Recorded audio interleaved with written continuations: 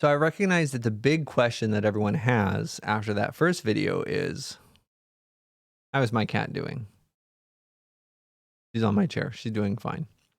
Anyway, so we started by introducing dot plots and histograms, some ways of showing graphs. And I mentioned to keep in mind the shape, the spread, any unusual features, the center.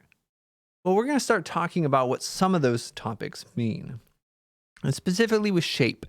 Most of the time in this class, when we're looking at the shape of numerical data, we'll say it either looks symmetric, skewed to the left, or skewed to the right. Now, symmetric, that could look like, well, it's basically what it sounds, is maybe if you're looking at some kind of normal distribution, a bell curve. We'll do that in Unit 5. That's a symmetric graph.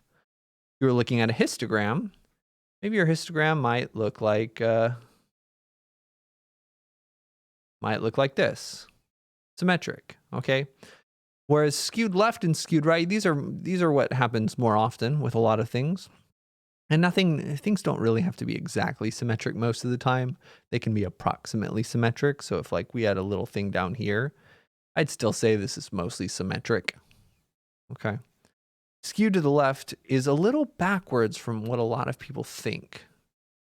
The skewed to the left is something that looks like this.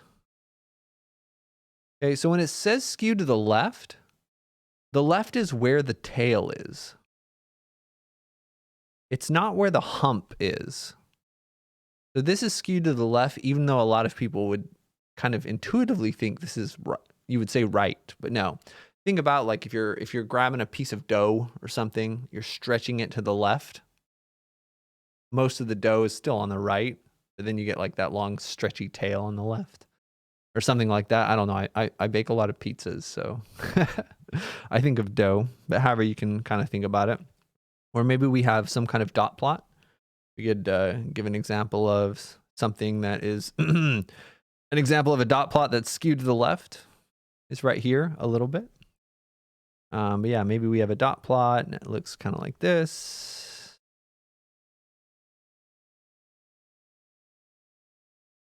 That's an example of a graph that's skewed to the left. Okay, a different kind of graph. And then similarly skewed to the right. And if you think you're going to have trouble remembering which way is which, one way that you can think about this, I got this from a student, is you can think of it as skewed to the right. If you're skiing down this hill, which side do you want to ski down? Well, if you're skiing, you're going to hopefully ski down the right side, because if you ski down the left side, you're going to have some trouble. So you think about this person on some skis. They're having a great time. Whoosh, just like that, skiing down to the right. I don't know. It's one way of remembering it. So that's usually how we're going to talk about shape. And in this unit, we're going to say, for symmetric graphs, we're going to use a couple terms and descriptors. But for skewed graphs, those terms and descriptors don't work very well, so we're going to have to use some other ones. So knowing whether something is skewed or symmetric is going to have a big impact on the words we use to describe it. Mode, we talk about that a little bit. Mode is kind of where data is concentrated.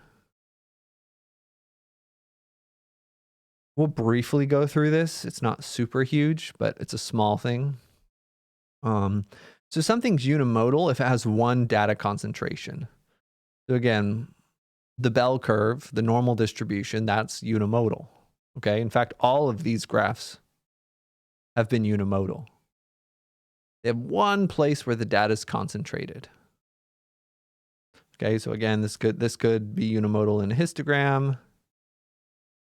Just one place where the data is concentrated, even if there are outliers or anything. Whereas bimodal is really when there's kind of two concentrations. So maybe we have like some graph like this, and then some other like concentration of data. And notice that these things are kind of similar. And it's not always cut and dry. But the big difference is here, these are just kind of like outliers. These are kind of random. These aren't really meaningful. Whereas this over here really is another concentration that has its own kind of distribution going on. Okay. And multimodal is just more than 2 modes.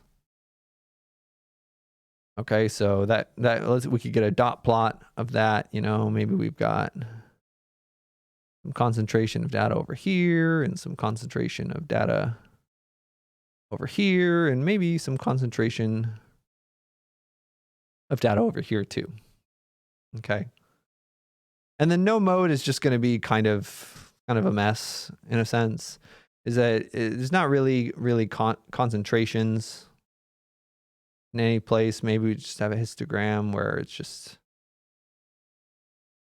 I don't know. There's not really an obvious, like, yeah, it's a little higher here and here, but not enough it's statistically, like, it's not significant. Okay. That's kind of an idea of what to think about when you think about mode. And I've mentioned the term before. We're going to make this term a lot more artified. That's not the right word. Concrete. There it is. Later on. But outliers in general are just going to be kind of what we have up here. We already have that. And it's basically going to be we have one of those over there.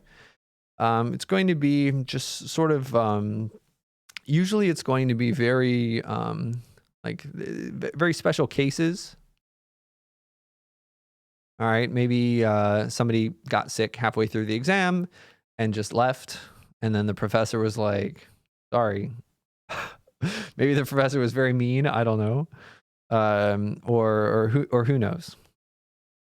Or maybe they decided something else. I don't know. Very special cases. Sometimes outliers are also data entry errors.